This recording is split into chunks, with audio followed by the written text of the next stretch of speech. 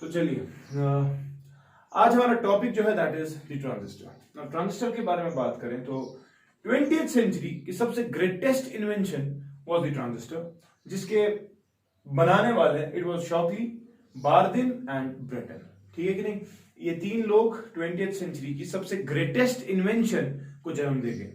ठीक है, अब ट्रांजिस्टर की बात करें तो ट्रांजिस्टर में वही होता है, सेमीकंडक्टर डिवाइस ही है, लेकिन होता क्या है इसमें वो हमें समझने की बात है। ट्रांजिस्टर की बात करें तो सिंपल लफ्जों में it is a three terminal but to junction device. क्या जो आसान टर्मिनल मगर कद जंक्शन आसान जंक्शन। ठीक है कि नहीं? वो कैसे बनते हैं? दरअसल इसमें एक पी टाइप सेमीकंडक्टर को या एक एन टाइप सेमीकंडक्टर को सैंडविच किया गया होता है between the other two types of crystals. कहने का मतलब जो एक पी टाइप है इसको सैंडविच किया गया होगा between two N type semiconductors, और या एन टाइप को सैंडविच किया गया होगा between two P type semiconductors.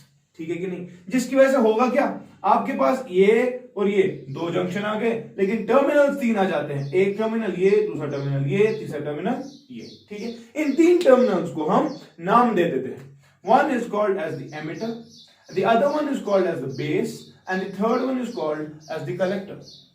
हमारे पास होता है एमिटर, हमारे पास होता है बेस और हमारे पास होता है कलेक्टर। ठीक है कि नहीं?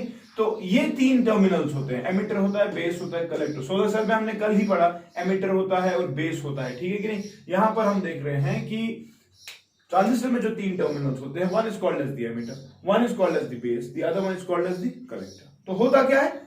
P type or N type, it is sandwiched between the other two types of the crystals which gives rise to a transistor। ठीक है, अब इस ट्रांजिस्टर की बात करें तो symbolically we represent transistor by three lines। Say the representation is somewhat like this।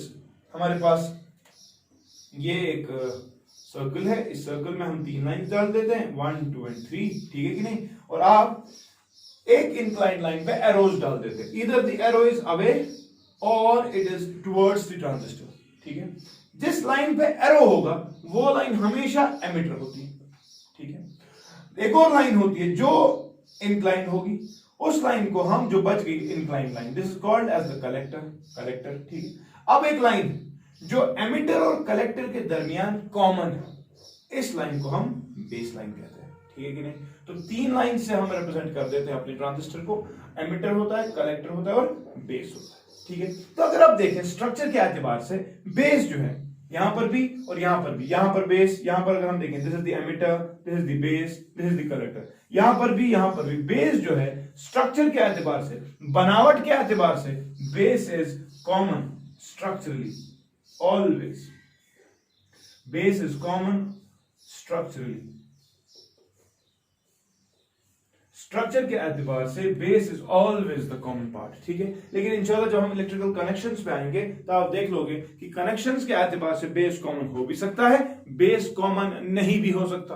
ठीक है, तो हम देखेंगे how does this transistor work when we have a common base mode, we have a common emitter mode. तब emitter common होगा connections के एतबार से, और we can have a common collector mode as well. That will be the modes of the use of the transistor. ठीक है, उस पर हम बाद पे आते हैं, लेकिन अभी आप समझ लीजिए, मैं रिपीट कर रहा हूं, ट्रांजिस्टर शाबाश, it is a three terminal to junction device जिसमें या तो P या तो N सैंडविच किया गया होगा between the two other types of crystals, और इन तीन टर्मिनल्स का नाम जो है, one is the emitter, another is called as the base, the third one is called as the collector. ठीक है कि नहीं? और इन तीन टर्मिनल्स को हम रिप्रेजेंट कर सकते हैं by means of three lines. The two lines are inclined, एक उनमें से एमिटर होता है जिसपे एरोस डाल के होंगे, और एक लाइन कलेक्टर होता है, और जो कॉमन लाइन होगी between the emitter and the collector that is called as the base. Sir how do we distinguish between NPN transistor and PNP transistor? तो बच्चा उसके लिए आप ये समझ लीजिए कि अगर पीएनपी और एनपीएन को रिप्रेजेंट करना हो तो सिंपल सा है, इस एरो का फंडा है। अगर एनपीएन को रिप्रेजेंट करना तो जो एरो होगा it will be away from the junction. This is an NPN transistor. You can simply say this is an NPN transistor. Why? Because the arrow on the emitter line, it is directed away from the transistor. Because N में majority charge carriers क्या होते हैं? Electrons, और actual currents electrons की वजह से होती है, तो currents बाहर आ सकती है। Therefore हमने इसको arrow दे दिया। ठीक है कि नहीं?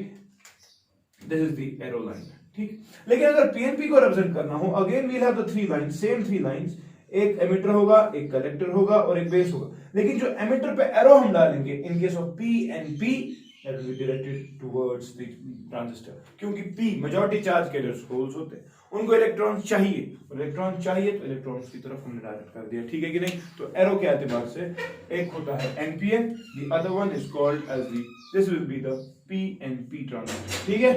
अच्छा, इसके बाद अगर मैं लेटेस्ट इन्वेंशंस की बात करूं तो आजकल हम ट्रांजिस्टर इस्तेमाल नहीं करते।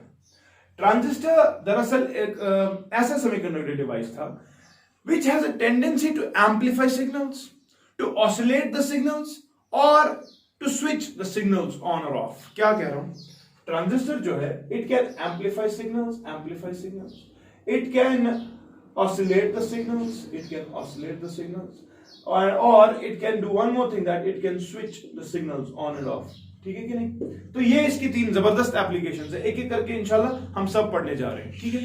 लेकिन आजकल ट्रांजिस्टर्स इस्तेमाल नहीं होते। आजकल we have a different kind of a thing that is called as FET, field effect transistors। field effect transistors जो है, they are using the concept of the electric field to show the motion of the majority charge carriers, ठीक है कि नहीं। तो FETs में electric field का concept आता है, they use the field electric field for the conduction process, ठीक है कि नहीं। लेकिन FETs में एमिटर, बेस और कलेक्टर नहीं होते। उनमें भी ये तीन लेयर्स तो होते हैं, same thing, 3 layers 2 junction device, मगर उनमें जो नेमिंग है वो कुछ यूज ही है।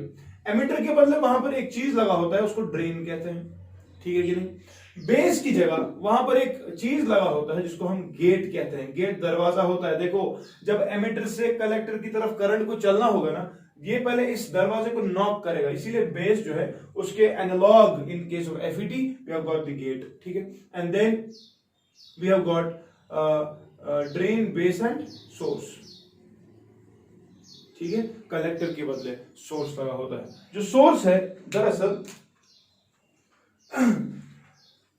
जिस तरह से कलेक्टर काम करेगा इन केस ऑफ EBC या इन केस ऑफ ट्रांजिस्टर, उसी तरीके से सोर्स का मतलब it will act as a source for the charge carriers, for the current carriers, ठीक है कि नहीं। दरअसल हम देखेंगे जब हम इलेक्ट्रिकल कनेक्शंस पे आएंगे, कलेक्टर जो है it has to dissipate the energy. जैसे हमने हार्ट की चेंबर की बात की, जो लेफ्ट वेंट्रिकल है, इट इज खुदा साहब ने इसको मोटा रखा है थिकनेस में, क्यों? क्योंकि वहां से ब्लड पंप होगा टुवर्ड्स द अदर ऑर्गन्स, ठीक है कि नहीं। तो जिस तरह से वो काम कर रहा है वहां पे, उसी तरह से कलेक्टर यहां पे काम करेगा, that is why it acts as a source, ठीक है। यहां से अब करंट डिस्ट्रीब्यूट होगी टू द एक्सटर्नल सर्किट, ठीक है कि नहीं। That is why we have a analogy in case of FET as the source, ठीक है, ओके। दरअसल FETs भी अब इस्तेमाल नहीं होते। अब FETs के बाद एक और लेटेस्ट कंसेप्ट है, that is called as MOSFET, MOSFET, MOSFET, which is metal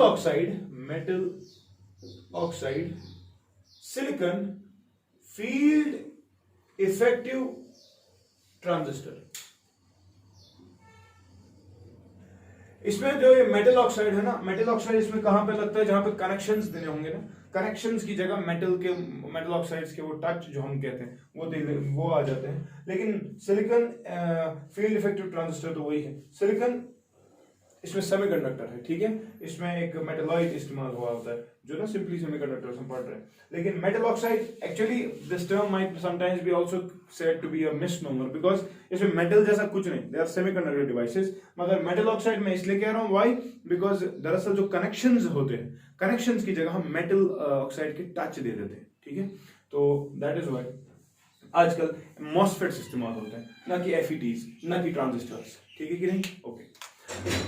अब अगर हम देखें इस ट्रांजिस्टर की फंक्शन क्या है, तो ओवरऑल कंसेप्ट के एतबार से ये तो समझ आ गया कि ट्रांजिस्टर 3 टर्मिनल 2 जंक्शन डिवाइस है। इधर it can be of NPN form और अ PNP फॉर्म। NPN को रिप्रेजेंट करना हो तो arrow away from the transistor, PNP को रिप्रेजेंट करना हो तो एरो टुवर्ड्स द ट्रांजिस्टर, ठीक है कि नहीं। लेकिन अगर मैं आगे चल के थोड़ा आऊं, तो हमने ये देखा ट्रांजिस्टर की एप्लीकेशंस में एम्प्लीफिकेशन है, ऑसिलेशन है और स्विच। एम्प्लीफिकेशन की प्रॉपर्टी अगर आप देखें तो ट्रांजिस्टर के पास एक खास प्रॉपर्टी है, दैट अगर आप इसको छोटा सा सिग्नल एक स्मॉल इनपुट फीड कर दे on the input side, it has a tendency to control a much larger output on the output side. ठीक है ना, तो एक larger output on the output side, एक small input on the input side. Input कम था, output बहुत ज्यादा होगा, इस चीज को क्या कहते हैं, गेन कहते हैं। Therefore transistors are used as amplifiers. ठीक है, ट्रांजिस्टर को we can be using these transistors for oscillation of energy between the electric and the magnetic fields। कभी इलेक्ट्रिकल एनर्जी होगी, कभी मैग्नेटिक एनर्जी होगी, इन दो का इंटरकन्वर्जन होगा, and it will be a periodic interconversion। that is why transistor will be used as an oscillator। ठीक है कि नहीं। इसी तरह से transistor can be used as switch। you already have the concept कि forward biasing में currents are allowed, reverse biasing में currents are not allowed। therefore एक बार छोड़ेगा, एक बार नहीं छोड़ेगा तो system on और off हो सकता है। therefore transistors can be used as switches as well। but individually inshallah we'll take up each and every application। ठीक है। now when I go to the construction of this transistor. ठीक है, तो सबसे पहली चीज डोपिंग के एतबार से अगर हम देखें, डोपिंग लेवल्स, डोपिंग के एतबार से हमने ये देखा कि ट्रांजिस्टर में एमिटर जो होता है, emitter it possesses the highest level of doping. ठीक है, अगर हम बेस की बात करें, बेस, क्योंकि इसका base, it is the least doped part of the transistor, least doped। और कलेक्टर जो है that is in between, यानी कि मैं उसको ऐसे दिखा सकता हूं, doping in case of collector is less than emitter but it is more than base. तो दिया गया कलेक्टर का कंसेप्ट। ये डोपिंग के एतबार से हाईएस्ट डोपिंग एमिटर में है, लीस्ट डोपिंग बेस में, और कलेक्टर जो है दरमियानी। ठीक है, और अगर साइज ऑफ द लेयर्स की बात करें, अगर हम ये देखना चाहें कि इन लेयर्स का, इस एमिटर का, इस बेस का, इस कलेक्टर का साइज कैसा है, ठीक है, तो साइज के एतबार से भी आप याद रखें कि सबसे ज्यादा size it is of the collector. Collector का साइज सबसे ज्यादा है साइज के एतबार से। This is the concept of size. Size के एतबार से कलेक्टर सबसे ज्यादा हो, उससे कम एमिटर है, और उससे कम जो है it is the base. Base is the thinnest layer in case of the transistor. सबसे thickest layer, the largest of the layers is the collector. Why? आप देख लीजिए, collector acts as the source. दरअसल मैंने आपको कहा, जिस तरह से खुदा साहब ने हार्ट का लेफ्ट वेंट्रिकल थिक बनाया है, थिक वॉल्स रखे हैं, because it has to dissipate in blood to the other organs, and therefore it must possess that energy, it must possess that value of contraction, जिसकी वजह से उतनी energy आ जाएगी और वो पंप हो जाएगा। बराबर उसी तरीके से since the collector acts as the source, it has to dissipate now the electrons, now the holes, or it has to dissipate the charge carriers, it has to dissipate the current now from to the external circuit. Therefore heats will be involved, and when the area of the collector is kept more, that heat can be distributed, and thus we can safeguard our transistor. That is why the collector possesses the highest or the largest is in size। ठीक है कि नहीं? अच्छा, ये दो चीजें, size के एतबार से कलेक्टर सबसे ज्यादा, बेस सबसे लीस्ट, एंड एमिटर दरमियानी। लेकिन डोपिंग के एतबार से एमिटर की डोपिंग सबसे ज्यादा, कलेक्टर बीच में, और base is the least doped part. लेकिन बेस के बारे में अब एक और बार रिपीट कर रहा हूं, that base is common structurally.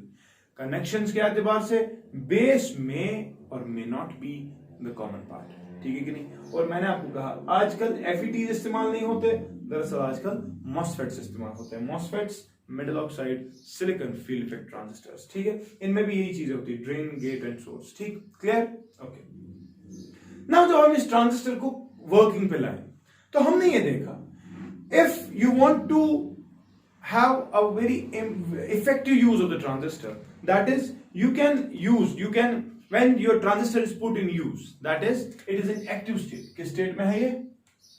Active state। when your transistor is in active state, remember this thing, that the emitter and the base junction, this side, the emitter and the base junction, or I can call this as the input side।